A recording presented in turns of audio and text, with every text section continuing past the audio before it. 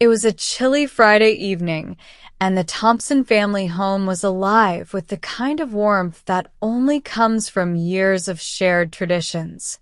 The aroma of roasted turkey and garlic mashed potatoes filled the air, mingling with the soft hum of laughter and clinking glasses. To the casual observer, it was the perfect family dinner.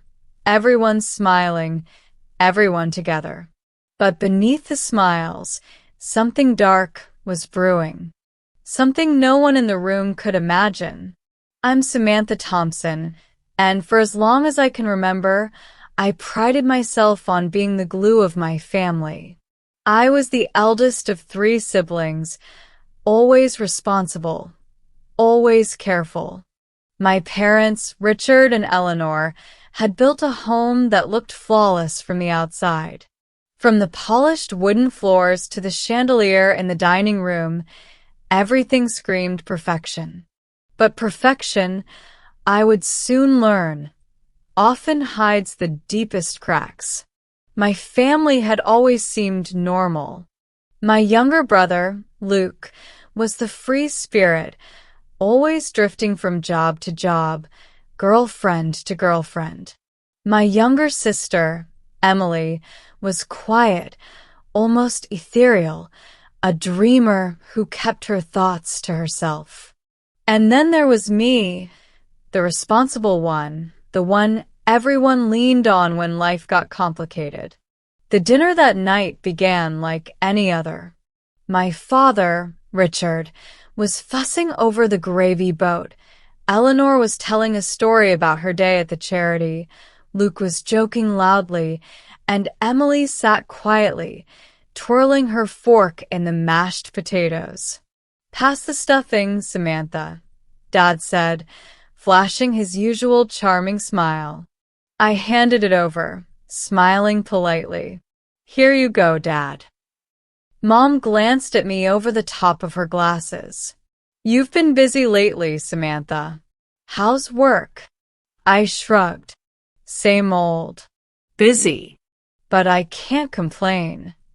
The conversation drifted from mundane to lively, with stories of office drama and Luke's failed attempts at cooking. Everything seemed normal, too normal, perhaps.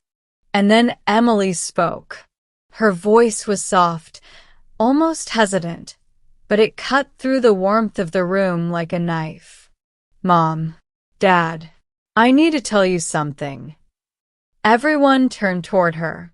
A smile flickered on my father's face, thinking it was some funny story or a school anecdote. "Go ahead, he said warmly. Emily took a deep breath, her hands trembling slightly. I noticed her knuckles whitening as she gripped the edge of the table. I'm pregnant." The room froze. The laughter died. The hum of conversation disappeared. Even the clinking of silverware seemed to vanish into thin air. I blinked. My father's face turned ashen. My mother gasped, clutching her pearls. Luke froze mid-bite, his fork hovering in the air like a statue. What? Dad stammered, his voice barely audible. Emily swallowed hard. I didn't know how to tell you, but I'm pregnant." There was a long, suffocating silence. I felt my heart race, my stomach tightening. I wanted to say something, to comfort her, but the words lodged somewhere between my throat and my mind. "Emily, how far along are you?" Mom finally managed to ask, her voice shaking. 3 months, Emily admitted, looking down at her lap. I wanted to tell you earlier, but I didn't know how. And I'm scared." Scared. That word hung in the air, heavier than the Christmas pudding on the table. I realized then that Emily wasn't just confessing a fact. She was exposing a secret she had carried alone for months, and now the entire family was holding its breath, waiting for the explosion that was inevitable. Dad's hands clenched into fists. Who is the father?" he asked finally, his voice low, controlled, but every muscle in his body tense. Emily's eyes welled up with tears. It's my boyfriend. I love him. But I know you might not approve." The words barely registered. My mind was spinning. My little sister, the quiet, reserved one who always followed the rules, was suddenly the center of a scandal that could tear the family apart. I looked around the table, seeing shock mirrored on every face. And in that moment, I realized something terrifying. This wasn't just about a teenage mistake. This was about trust, deception, and the hidden fractures that lay beneath the seemingly perfect veneer of our family. I wanted to reach across the table, grab Emily's hand, and tell her it would be okay. But something in my chest told me that this was only the beginning. That the story we thought we knew about our family was about to be rewritten in ways none of us could imagine. That night, after everyone had gone to their rooms, I stayed in the kitchen, staring at the dishes and the half-empty glasses. Emily's confession replayed in my mind like a broken record. Pregnant. 3 months. Scared. It was simple, yet devastating. And as I sat there, the first seed of suspicion began to grow. There were things Emily hadn't said, things she was hiding. And I couldn't shake the feeling that this secret was just the tip of the iceberg. Little did I know, that evening at the dinner table would mark the start of a chain reaction, one that would unravel the lives of everyone in the Thompson family, exposing betrayals, lies, and shocking truths that had been buried for years. By the end of that night, the Thompson family would never be the same. And I, Samantha Thompson, would be the one to uncover every secret and make sure that justice, in whatever form it demanded, was served. The morning after Emily's confession, the house was eerily quiet. The kind of quiet that presses against your chest, making it hard to breathe. Everyone seemed to be going about their routines, but there was tension under every movement, a tension that felt ready to snap. I poured myself a cup of coffee in the kitchen, my hands trembling slightly. My mind was a storm of questions. Who was this boyfriend Emily spoke of? How long had she known? And, most importantly, was there more she wasn't telling us? I decided to start digging. I wasn't proud of it. Maybe some would call it invasive, but I had a gut feeling that Emily's story wasn't the full truth. Families like ours, that seemed perfect on the outside, often harbored the darkest secrets. I opened Emily's laptop, discreetly, and began scrolling through her recent messages. At first, it was innocent enough. Texts with friends, reminders about school, photos, but then I stumbled across something that made my blood run cold. A message from someone named Jason, sent just a week before her confession. "Can't wait to see you tonight. Everything will be perfect. Don't tell anyone." I frowned. Something about that secrecy didn't sit right. Who was Jason really? And why the insistence on hiding things? Curiosity turned into obsession. I found myself going through old texts, social media posts, and emails. And that's when the first crack in Emily's story appeared. She hadn't just been seeing Jason casually. There had been months of secret meetings, unexplained absences, and late-night texts that she had never mentioned to anyone. My stomach twisted. The neat, careful image I had of my little sister was crumbling before my eyes. And as I dug deeper, the truth began to take shape, a truth that was far more complicated and far more devastating than anyone could have imagined. Meanwhile, the rest of the family remained blissfully unaware. Dad was going about his work, pretending nothing had happened. Mom was obsessively cleaning, as if scrubbing the floors could somehow erase the revelation from last night. Luke, as usual, was lost in his own world, scrolling through his phone with that half-smile that suggested he knew more than he let on. I couldn't tell them yet. Not until I had all the pieces. Because I had a feeling that Emily's pregnancy story was just the beginning. Over the next few days, subtle signs began to confirm my suspicions. Emily would hide her phone, jump at sudden knocks on the door, and grow defensive if anyone asked about her boyfriend. Her friends' social media posts hinted at secret hangouts and parties she had never mentioned to the family. And then came the biggest shock. I was going through our family photo albums, trying to distract myself from the spiraling anxiety, when I noticed a series of recent photos Emily had deleted from her phone. They were from a dinner at a restaurant.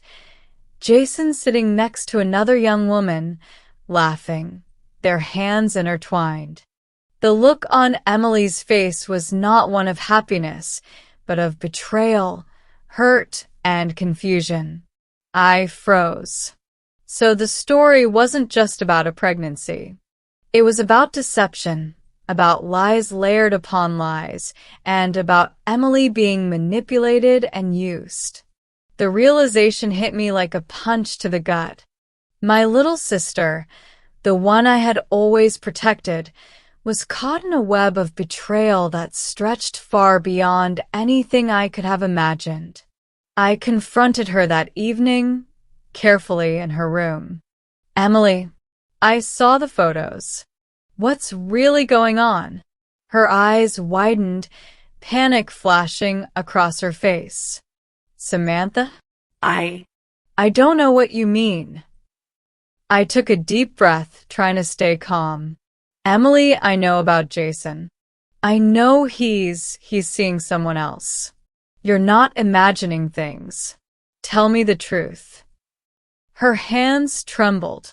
Tears welled up, and finally, the dam broke. She admitted everything. How Jason had been lying, how she found out about the other woman, and how she had still kept the pregnancy a secret out of fear, shame, and confusion. I felt my anger simmering, not just at Jason, but at the world for letting this happen to her. And in that moment, a thought began to take shape, a thought that would change everything. If someone could manipulate and betray my family, someone who had caused this much pain, then perhaps it was time to level the playing field. That night, I stayed awake, staring at the ceiling. Emily's betrayal, or rather, the betrayal against her, was only the beginning. The web of lies extended further, and I realized that the family I thought I knew was teetering on the edge of chaos. The next morning, I made a decision. I would uncover every secret, expose every lie, and ensure that those who thought they could deceive my family paid a price. But I wouldn't do it recklessly. Every move would be calculated, every action precise. I began planning. I started small, gathering evidence, keeping track of suspicious behaviors, noting inconsistencies in stories. I reached out to old contacts, quietly probing for information. Every revelation was a piece of the puzzle, and the more pieces I collected, the clearer the picture became. The shocking truth was this: Jason was not just a manipulative boyfriend. He had been targeting Emily for months, lying about his intentions, and even manipulating the people around her to isolate her. And the realization sent a cold, burning determination through me. If he thought he could hurt my sister and walk away unscathed, He was about to learn the hard way that underestimate the Thompson family at your own peril. By the end of that week, I had enough information to confront him, or at least enough to set the stage for the kind of retribution that would be unforgettable. But I didn't want a simple confrontation. No, I wanted it to be shocking, irreversible, and full of consequences. Emily, still scared and confused, leaned on me more than ever. I became her protector, her shield, and her silent accomplice. Together, we started planning, not just to survive the betrayal, but to turn the tables on the person who had caused all this pain. Little did Jason know, the person he had underestimated the most wasn't Emily, it was me. And once I began executing my plan, nothing in his carefully constructed world would ever be the same again. The days that followed Emily's confession were a blur of emotion, sleepless nights, and mounting tension. Every time I closed my eyes, I saw Jason's smug smile, the way he had lied to Emily with such confidence. My anger simmered beneath the surface, hot and consuming, while my mind raced with possibilities. I couldn't let him get away with this. Not after what he had done. Not after he had toyed with my sister's heart and put her in a position she was clearly unprepared for. And yet, anger alone wasn't enough. I had to be strategic. I had to plan carefully if the revenge was to be effective, if it was to teach him a lesson he would never forget. It started with information. I became a shadow, observing every move, every interaction, every pattern. I followed his social media obsessively, noting his friends, his routines, and his weaknesses. I dug through every conversation Emily had saved, every email, every message that hinted at his true nature. Each revelation fueled my determination. Each lie exposed another crack in his facade. But as I delved deeper, my emotions became a storm I could hardly control. I oscillated between rage, sadness, and helplessness. I couldn't stop thinking about Emily, the way she had been manipulated, the way she had trusted him completely. And yet, she had tried to protect him, even in the face of his betrayal. One night, as I sat in the dim light of my bedroom, staring at a wall covered with notes, photos, and timelines, Emily came in, her eyes red from crying. "Samantha, I don't know if I can do this," she whispered, her voice trembling. "I feel powerless. I feel like everything is falling apart." I pulled her into a hug, feeling the weight of her pain as if it were my own. "You're not powerless," I said firmly. "He may have hurt you, but he can't win. Not if we're smart. Not if we plan carefully." Her eyes widened, a flicker of hope breaking through the tears. "But what if it's too late?"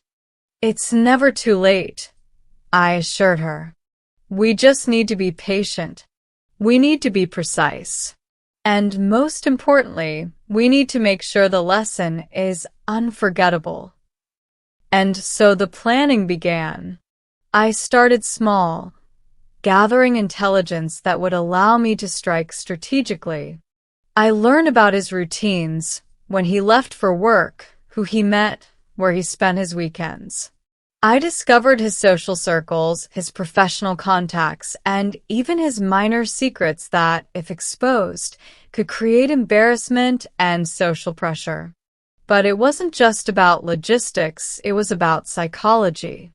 I had to understand him, his motivations, his weaknesses, the little things that made him overconfident. He was arrogant, entitled, and reckless, and that arrogance would be his undoing.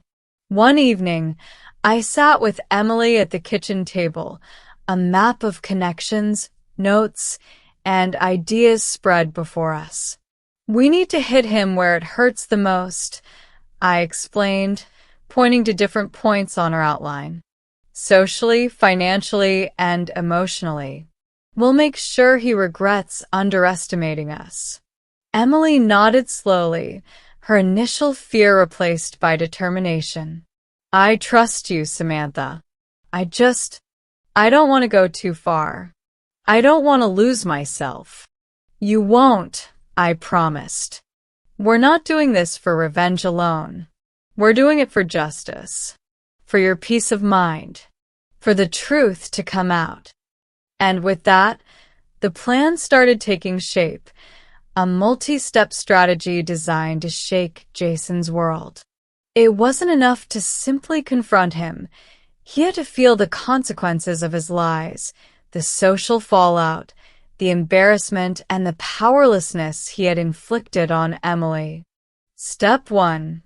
Gather indisputable evidence. I accessed emails, text threads, and photographs, all carefully organized to tell a story that even Jason couldn't deny. I backed everything up securely, making sure no loophole could allow him to escape accountability. Step 2. Social exposure. Jason was a man obsessed with appearances. I knew that revealing his betrayal publicly, in a controlled manner, would shatter his confidence and social standing.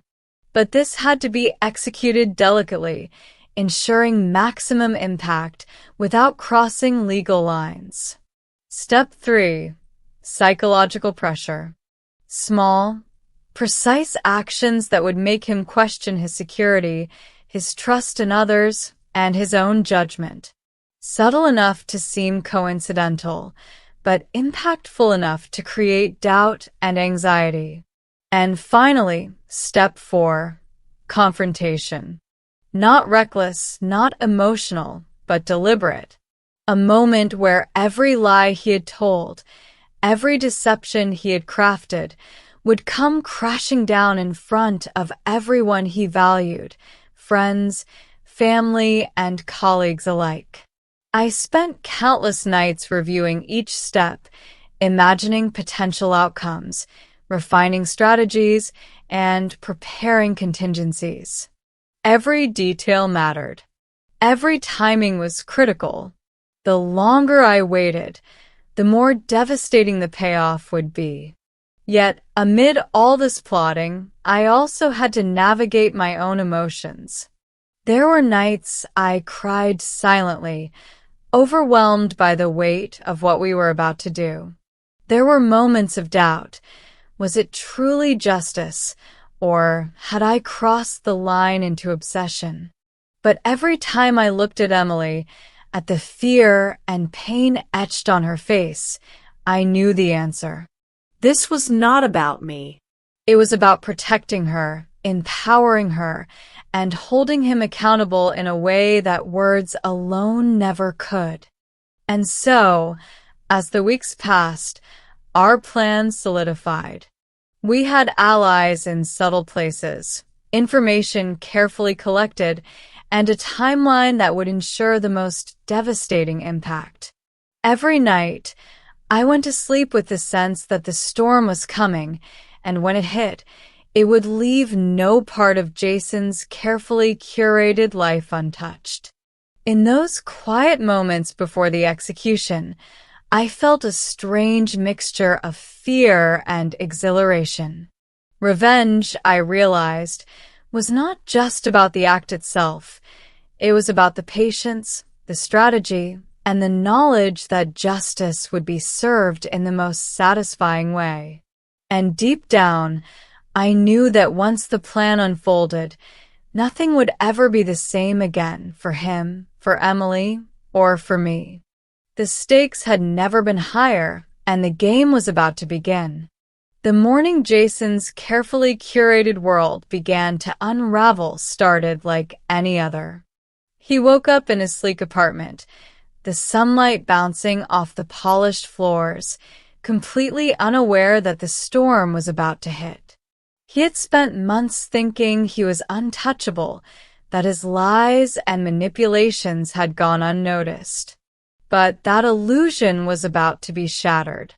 I had orchestrated every move with precision. Every message, every photograph, every subtle exposure was timed to perfection.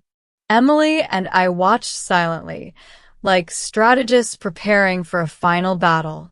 It began with his friends. Jason had built a network based on charm and false pretenses. Using the messages, photos, and evidence I had collected, I started sending carefully worded anonymous tips to those closest to him. A photograph of him at a dinner, holding another woman's hand while Emily looked distraught, was delivered to his closest colleagues. Along with it was a note: truth always finds its way. Within hours, the reactions began. Whispers in the office, straying glances, questions that Jason couldn't answer without revealing the truth. He tried to laugh it off, claiming it was all a misunderstanding, but the doubt had been planted. And doubt, once planted, spreads like wildfire.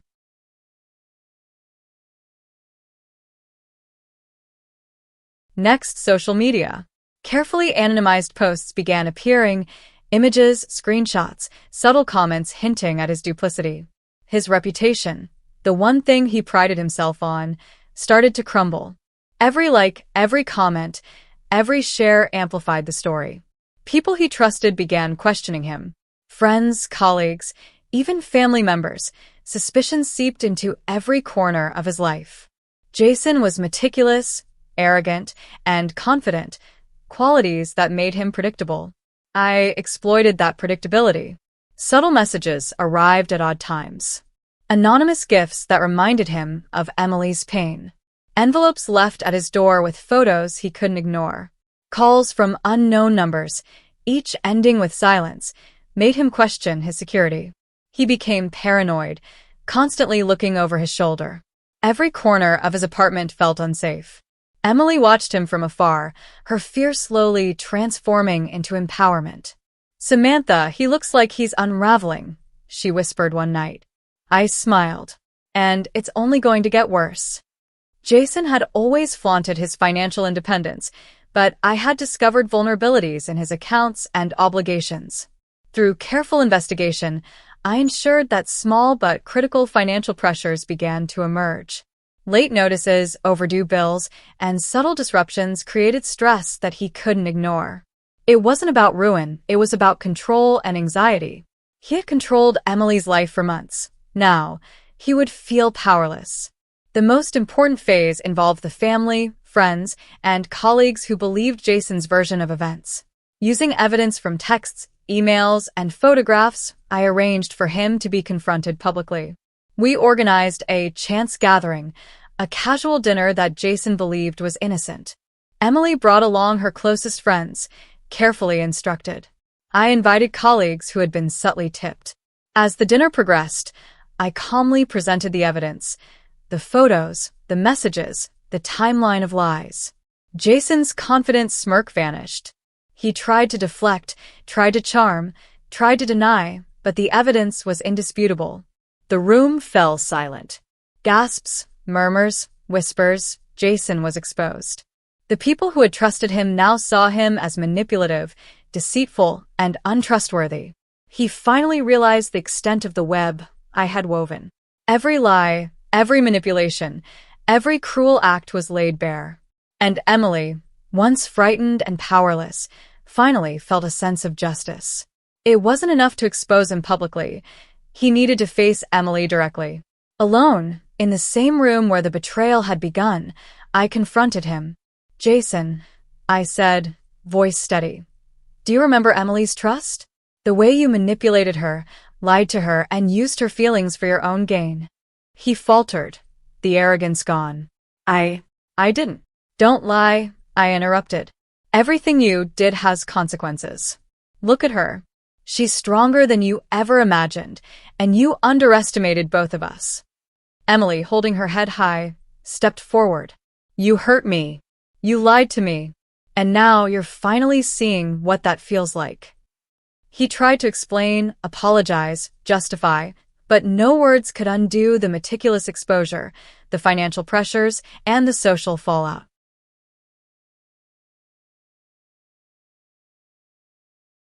The culmination of our revenge was designed to leave a lasting impact. Jason's secrets had been exposed, his reputation damaged, and his control over Emily shattered. But there was one last move, one that ensured he would never underestimate a Thompson again. I arranged for a final piece of evidence to be delivered to him, a dossier detailing every lie, every manipulation, every secret he had tried to hide. Alongside it was a note. "Trust is earned. Lies have consequences. And karma always finds a way." Jason read it, understanding fully that his actions had led him here. The fear, shame, and helplessness he had inflicted on Emily now reflected back at him tenfold. Through it all, Emily transformed. The scared, quiet girl who had confessed her pregnancy at the family dinner was gone. She was confident, empowered, and unafraid. The betrayal that had once crushed her became a catalyst for strength. She had endured deception, manipulation, and emotional turmoil, and emerged victorious.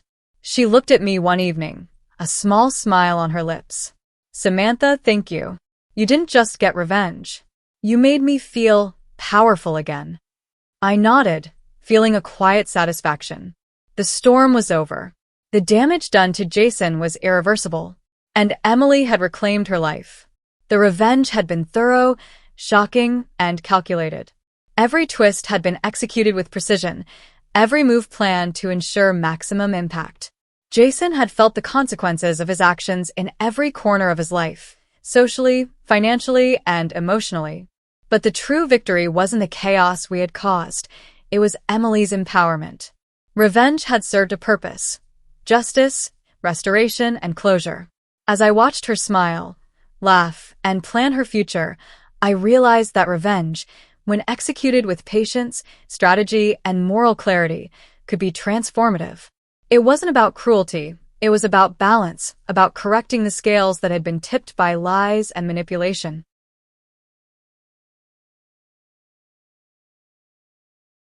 The days after Jason's exposure were surreal.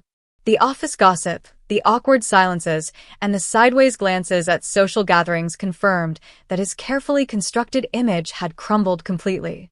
He tried to maintain a semblance of normalcy, but everyone who mattered to him now viewed him through a lens of doubt and mistrust.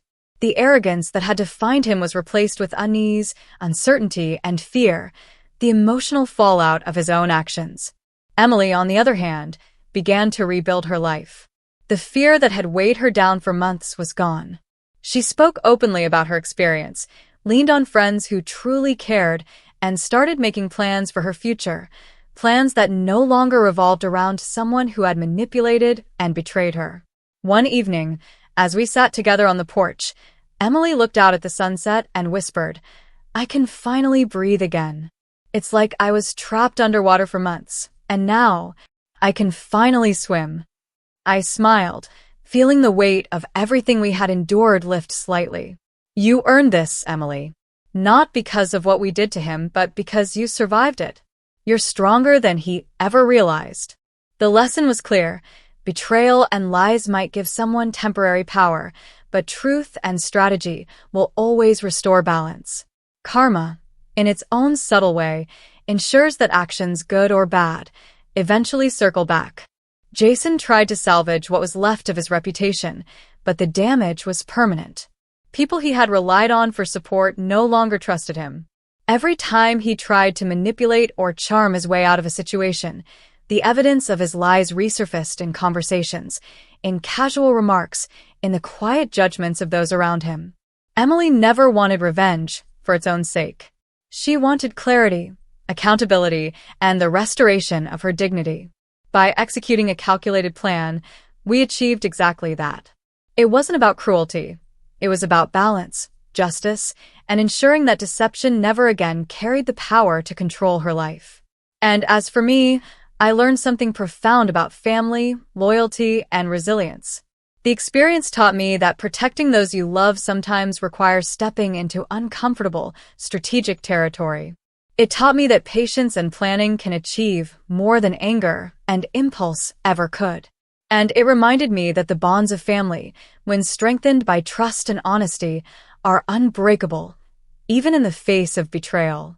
Months later, at another family gathering, I looked around the room and felt a quiet satisfaction. Emily laughed freely, Luke teased playfully, and my parents, even after the initial shock, had come to appreciate the importance of facing the truth. Jason, meanwhile, was a distant memory, a cautionary tale of what happens when deceit and arrogance collide with careful strategy and undeniable truth. The storm had passed, the lessons had been learned, and the Thompson family, though tested, emerged stronger, wiser, and more united than ever. Sometimes, justice doesn't come from punishment alone. Sometimes, it comes from truth being revealed, lessons being learned, and the strength of those who refuse to be broken. And in that quiet, powerful moment, I realized that revenge, when done with purpose, can be transformative, illuminating, and ultimately redemptive.